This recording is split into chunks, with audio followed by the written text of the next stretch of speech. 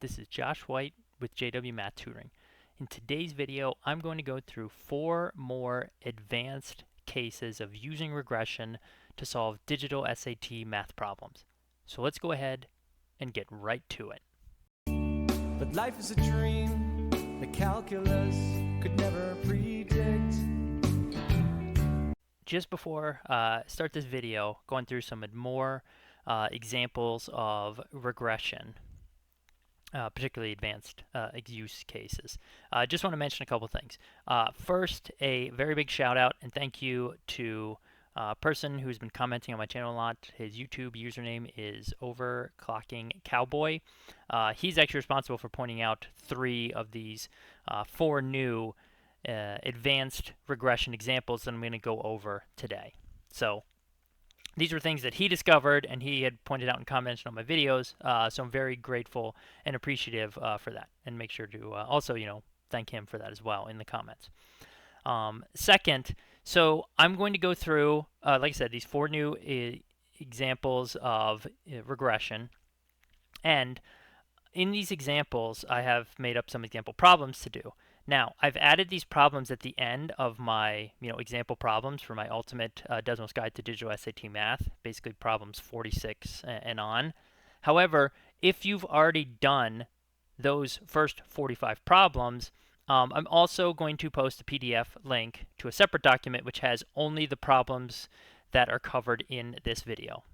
So just be aware, you don't need to download the whole thing. I will update the entire example problem, packet to include them. But if you just want to download these, additional problems that I've added, you can just go ahead and do that. There'll be a link in the description, also in the pinned comment on the video. All right. So with that being said, let's talk about the first type of problem or Desmos skill that you can use. This is basically finding the values of a constant in a quadratic solution or a quadratic equation. And so these are problems where you're given a quadratic equation and then you're told the solution looks like some expression, and maybe in that expression there's a k or there's a p or there's an r, and it asks you for that value. Similarly, there's a second type of problem where the equation could also be in, the constant value could also be in the equation itself, and you're given the numerical value, really as an expression, of a solution to it. And you're asked to find what is the value of this constant that turns it, that gives this specific solution.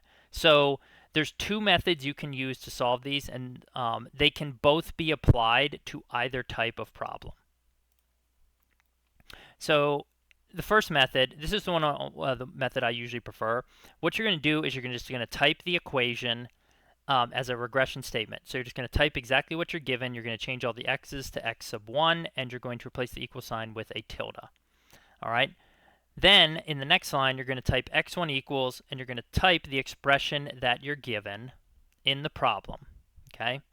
And then once you do that, it will then return the value of the constant in the regression statement in the first thing you typed. That's the first method. The second method is you can take the equation and you can type it as a function. So in other words, f of x equals. Now, thing you have to be careful with is if you're going to use this method, the equation, the equation you're given must be equal to 0. So if it's not equal to 0, you might have to move a term or 2 around, okay, to get it equal to 0. But you can type the equation as a function with an equal sign. Then in the next step, next line in Desmos, you type f, and then in parentheses, you put the expression that you're given. So whether it has the constant in it or whether it's a strictly numerical expression, you type f of that. Then you do regression with the tilde, and you set it equal to 0. And that will also return the constant. So again, there's 2 ways to do this. I will show both methods. So let's take a look at some problems now. All right, I'm going to do 47 first. This is the one where you have the constant in the answer or solution itself, not in the equation. So doing this using method 1 would mean typing the full equation, again with the tilde and everything, as a regression statement. Then in the next line, we type, x1 equals, and now is where I type the -1 minus square root c all over 4. So notice up here in the regression statement, it gave me c equals 13, which is the answer. Okay?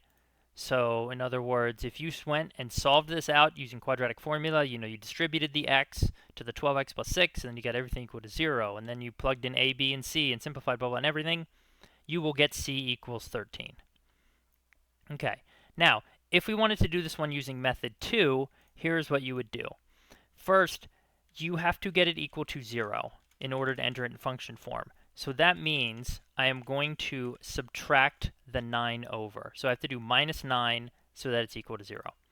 Then in the next line, I would do f of, and inside here is where I would put the minus square root c. Now the problem is I need a second set of parentheses here just so I can make sure I divide the entire thing there by 4. And now this is where we do a regression to 0. Okay, and then right here you can see again c equals 13. So this is the second method to solve problem 47. Notice we get the exact same answer. Okay, so now let's look at problem 46. So here, notice c is in the actual equation, whereas the solution that's given is a numerical expression. So all I'm going to do is type the method 1, type the original equation as given as a regression statement, and then really in the next line is where I'm defining what x1 is equal to, which is the -13 plus the square root of 313 all over 24. And notice now it returns c equals 6, which is the correct answer. Okay, so this will get you the value of c in minimal amount of time, completely in Desmos. Now let's say we wanted to use method 2. So all I have to do is enter it as a function. Again, I have to subtract the 9 to bring it over to the other side so that the whole thing is equal to 0. But now I can just do f of, and then here I'm going to put the -13 plus the square root of 313 divided by 24, and then I will use regression and set it equal to 0. And again, notice here it gives me c equals 6. So this gives me the same answer. This is method 2. I don't care which method you use, method 1 versus method 2. Advantages or disadvantages. So method 1, you can type the equation exactly as written. You don't have to bother moving terms around. That's an advantage. Method 2, though, you don't have to worry about like x sub 1s. You can just type x's and so on. So maybe it's easier not having to worry about the subscripts and those kind of things. So there's an advantage or disadvantage to each. So use whichever method you prefer. All right. So next. We have linear regression using lists. So if you have a problem where you are given a table of values for, say, x and y, and some of the points have a value in them, okay, or sorry, not a value, a constant in them, like in this case, k. All right, if you try to do this using a table of values, it will not work. You will get an error. Instead, you would have to add a slider for k in order for it to work. All right, but because this is actually linear regression, there is one specific solution we're looking for. In other words, there's actually one k value that works to make all three of these points on the same line. The way you have to do this is by entering the coordinate values in lists. So you're going to define a list for x1 as the 3 x coordinate values. You're going to define a list for y1 as the 3 y coordinate values. Then you can run your linear regression, and you'll see it'll give you the value of the slope, it'll give you the value of the y-intercept, and it'll also give you the value of k as well. If the question, for example, may be asked for that. So let's take a look at an example problem now. Okay, question 48 here. They tell you that the linear function passes through these 3 points, and we just want to figure out what's the equation of the line. So I'm going to create a list. And I'm going to put in the 3 x values involving k. Do not add a slider for k. Now create a list with the y's, 3 y values.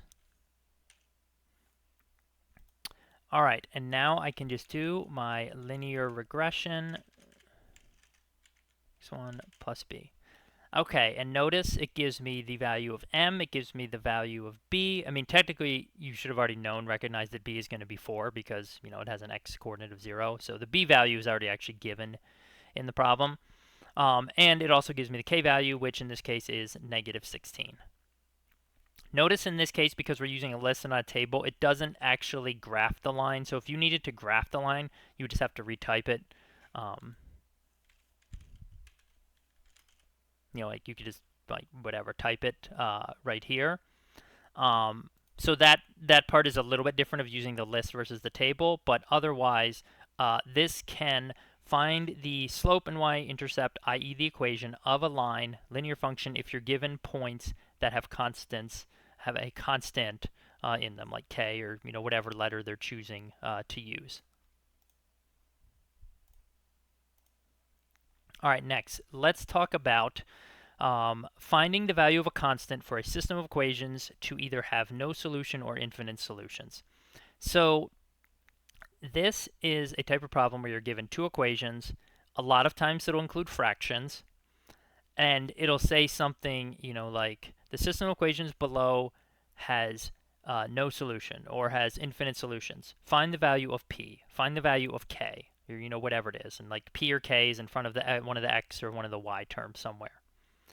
So in the past, I've typically recommended to only do these by hand because the only method that I and most other people knew of how to solve them was to just add a slider for p and try to move the slider such that the two lines either overlapped if there was infinite solutions or the two lines were parallel if it was no solution.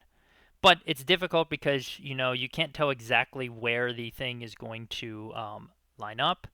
Whether they're exactly parallel or not, whether it's like 14.3 versus 14.35 versus 14.32, so on and so forth. However, now there is a method, again, thanks to Overclocking Cowboy, of how you can find the specific value for a constant quite quickly and easily in Desmos. Basically, what you need to do is first get both equations such that all the x and y terms are on the same side in both. So they do not need to be equal to 0. You don't have to worry about the number terms, but the x's and y's all have to be on the same side. So they all either have to be on the left in one, or on the right in one. It doesn't, and they can be on opposite sides. Like you can move them all to the left in the one, the right in the other. That part doesn't matter. But the point is, both equations need to have all x and y terms on the same side. Then you're just going to do a regression, and there's actually two ways you can do this. The way that I'm going to recommend, the way I typically do it, is I put like the x coefficients from the top, like x coefficients on top over x coefficients on bottom, and then y coefficients on top over y coefficients on bottom. And you just do a regression, and it will give you, one of them will have a constant in it, and it'll just give you the value of the constant, and that's it. Now, you can also switch them, and you could go like x over y from the top equation, regression x over y from the bottom equation. And I'll show you that as we work through the example, that it works as well. Okay, so here is an example problem, number 49 here at the bottom, right? Notice these already have all the x and y terms on the same side, so we don't have to do any rearranging. And the other thing to keep in mind is if you have multiple x and y terms, like you don't have to combine them. Like you can just enter in, like multiple coefficients in one part of the fraction. You could, maybe it's like 1/3 y plus, 2/3 y, or, well, never mind. 1/3 y minus 4/5 y. Okay? You don't have to figure out what that is. You could just type 1/3 minus 4/5, and that's fine. All right, so in any case, the way I'm going to do this is, again, I'm going to put x from the top, which is 1/2, over the x coefficient from the bottom, which is the 1 over a. That's actually what we're going to be solving for. Then regression. Then the y on the top, which is 1/3, over 3 over 2, which is the y on the bottom. And notice this solves for a, and a is just equal to 4/9 or 0.4444. Okay, so you could enter either of those as your answers. Also notice in this one, it's asking if the system had an infinite number of solutions. If it asked for if it had no solution, the answer would still be the same. Because when you have a system of equations, the multipliers or the scale factor, whatever you want to call it, for the x terms and the y terms from like equation 1 to equation 2, like top to bottom, they are the same. The only difference between infinite and no solutions is basically the multiplier on the number term. But the x and y's both have the same multiplier for both no solution and infinite solution cases. Now, let's say, again, you wanted to do like the x coefficient on the top. So I'm just going to erase this and start over. Just so like x coefficient on the top divided by y coefficient on the top. And then you could also do x coefficient on the bottom over y coefficient on the bottom. Notice I get the same answer. 4/9.4444. So whichever way you want to do it is fine. If you want to, I'm probably just going to do x over x, y over y. But if you want to do x over y top, x over y bottom, that's perfectly fine as well. All right, now the last new type of advanced regression use here at the bottom of the page, finding the value of a constant in a sum or product of roots problem. The general approach you're going to take this is a little complicated, but once you actually see it in action, it's not too bad. General approach you're going to take is you are going to take the given equation and you're going to do regression with it with the factored or intercept form of the equation. And you're just going to put in generic constants for the basically for the intercepts, like A, B, C, D. You can't use E, F, G, whatever. Then you also have to set up an equation where you have the sum or product of the roots, like equaling a number or equaling an expression. And this is given in the problem. So if you're told like the sum of the roots is 15, then you take your roots, which like say are A, B, and C, and you add them up and equal 15. But the key is you can't enter the equation in like that. You have to solve it for one of the letters, eventually the constants, one of the roots. So in other words, you have to rearrange it and get like A equals and then 15 minus B minus C. Then the third step is you create a list for x1 and you put a bunch of values in it. And one thing I will mention, I'm going to update this the guide, by the way. For these, for some reason, I don't know why, typically I have been seeing that you have to choose one negative value and 0, and then you can choose a bunch of positive values. If you only choose positive values like 1, 2, 3, 4, 5, 6, for some reason it does not work sometimes. I'm not sure why exactly, but I've typically been having the most success when it's like, say, -2, 0, and then you can just pick a bunch of positive numbers after that. All right, so let's see how this actually works in action and solve some problems. Okay, so problem 50 at the top here. We have a product of roots equation. First thing I'm going to do is, again, I'm going to type in the original equation with the constants, R and S. x1, of course, change all the x's to x1, and now I'm going to do regression on that. And I have to do regression with the factored form. I'm going to use m here just to represent the generic, constant out front. And then the factored or intercept form is going to be like x1 minus a, x1 minus b. I know that I only have to do 2 parentheses here because this is a quadratic. See, it's x squared. That's why I know there's only essentially two solutions. That's why I need 2 factors. Okay, the next step is setting up the equation with the sum or product of roots. Okay, so they tell us here the product of the solutions, product of the roots is equal to RST. So my 2 roots are AB. Product would just be multiplying, and I set that equal to RST. Problem is, again, notice it's giving me an error here. Like if you click on this, okay, the problem is now I have to solve this for, let's say, A. You could do it for B as well, it doesn't matter. So I'm going to divide both sides by B, and now it's solved for A, and now things are going to end up working. Now I define my list for x1, and again, I'm going to start with a negative value, and then 0, and then some positive numbers. And I now have put in enough numbers that it is giving me basically the correct answer for t here, which is basically 0.833333. It's really 5/6. Now, for some reason in this, I don't know why, like when I type t, it shows the number, but it does not allow you to click on the decimal value here. I don't know why, why it does that exactly. So you could just enter the decimal equivalent here, or, I mean, if you recognize, you just type enough threes, then you could just get it to recognize it, as 5, 6. Okay? And so that is the correct answer to this problem. T is equal to 5 over 6. So that's how you could solve this product of roots equation entirely in Desmos. Now, I will point out this specific question, number 50, doing this by hand, it's actually a very fairly quick and easy problem. So Desmos in this specific case may not be faster. So just be aware. But in any case, it is an alternate solution, tool or method that you now have. All right, let's look at the one below at 51 for a sum of roots. So you have this equation. They tell you the sum of the roots, sum of the solutions is equal to some expression with k in it, and they want to know what k is. All right, so first thing I'm going to do is I am going to type in the original equation, the given equation, and I'm going to regress that to the factored form. And I'm not going to use A and B because those are already listed in the original thing, so I'm just going to use C and D. And again, I only need 2 parentheses. I only have 2 roots for this because it's a quadratic, because it's x squared. All right, so now I know that the sum of the solutions, well, C plus D are the 2 solutions. That's equal to k times 4a plus b. All right, again, it's giving me an error.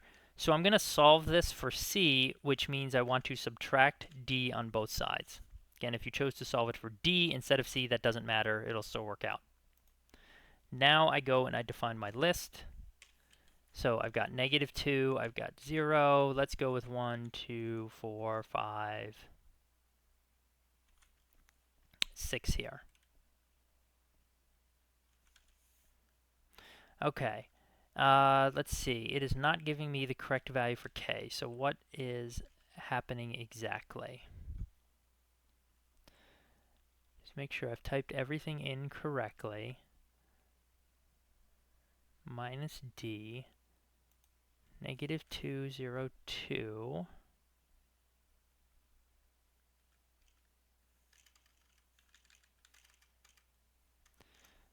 All right, let's double check this and try it again.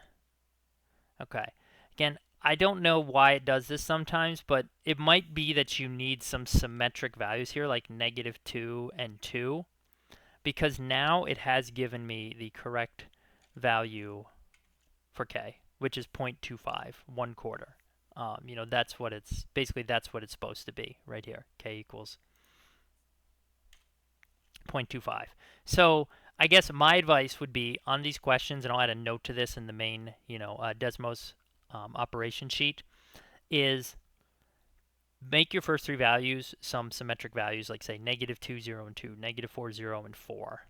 And then you can add additional ones from there as needed, to make sure it finds values for all the constants. But you could see there when I initially did it, for some reason, I don't know why, it was fine. It was like getting the wrong value of k. But we do have the correct value of k now, which is 1/4. All right, so now let's look at the last example problem here, number 52. Here it's a sum of solutions. It's equal to an actual number, not an expression, 32 over 3. This one, so there is a shortcut here. I'll talk about that after I go through and solve it initially. So I'm just going to type in the whole thing. Okay, and then I'm going to do regression, but this one becomes very long because if you notice, there are technically going to be 5 possible solutions. Because notice here you have a squared, so that means there's 2 solutions. Here you have squared, there's 2 more, and here you have a linear function, so there's 1. So you add those all up, you get 5 total solutions. So that means on the right side, basically, I'm going to have A, I'm going to have B, I'm going to have C, I'm going to have D. I cannot use E. E is already defined as the exponential, number. So therefore, I'm just going to go with F instead. I also know the sum of the solutions is equal to 32 over 3. Okay, so I got A plus B plus C plus D plus F equals 32 over 3. Okay, again, notice nothing's happening. Basically, it's giving me the error, and that's because I need to solve this for one value itself. So I'm going to subtract B, C, D, and F. All right, so now I've got this solved in terms of a, and now let's go with our list. So let's start off again with -2, 0, and 2, and then add some numbers. Okay, once you add enough values, it narrows in and it grabs the correct value of p, which should be -8. So that is the correct value of p. That is the full. That is the basically that is the full solution to this problem done entirely in Desmos. Now, I will tell you for this specific problem, there's a shortcut, which is you can ignore the 4x squared minus 36 because that is a difference of squares, 2x plus 6, 2x minus 6. So those two answers that you get, basically +3 and -3, they just add to 0. So you technically don't need to include them. So you can really, if you want to save time, you can really do that and you can get rid of two of these factors here. And now we can get rid of this, and we can get rid of this. And you also don't need quite as many numbers in your list, but notice it still works out. We get p equals -8. Now you only need three factors, three things in intercept form. Okay, so hope you enjoyed this video. Hope you learned how to do some more advanced cases of using regression to solve problems in the digital SAT math section. Of course, if you like this video, please do give it a thumbs up, subscribe to my channel, and sign up for notifications. Also, if you have questions or comments, please do feel free to leave them on the video below. If you haven't done so already, check out the rest of my ultimate Desmos guide to digital SAT math. But otherwise, good luck as you are preparing to take the digital SAT math section.